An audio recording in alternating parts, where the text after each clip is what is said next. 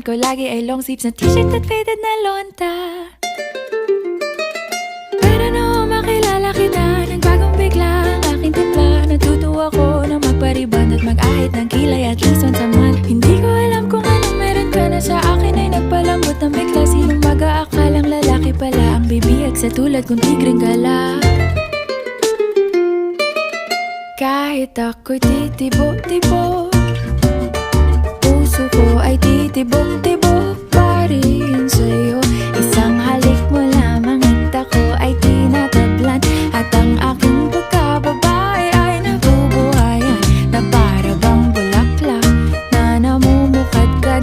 Dahil alaga mo sa dilig at katamtamang sikat ng araw-araw mong pag-ibig sa aking buhay.